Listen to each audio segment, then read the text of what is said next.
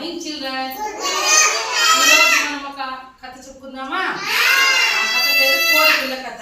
అనగనగా ఒక ఊర్లో ఒక కోడిని చూసారా మీరు?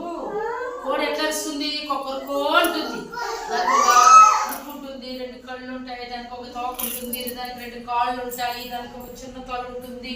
అది కొక్కరుకో కొక్కరుకో కొక్కరుకో నడుస్తూ ఉంటుంది. అప్పుడు కోడి గుడ్డు చూసారా? తేజస్ చూసావా? గుడ్డులో నుంచి కోడి పిల్ల బయట వచ్చింది. అప్పుడే బయట వచ్చి చిన్ని రెక్కలతో ఆ బయట వచ్చి ఇట్లా ఇట్లా రెక్కలు, దాని రెక్కలు ఉంటాయి చూసారా మీరు?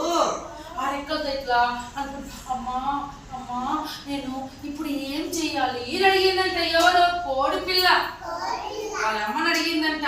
అప్పుడు వాళ్ళమ్మ ఏం చెప్పిందంటే, నువ్వు కొంచెం ముందుకు వెళ్ళి నువ్వు గింజలు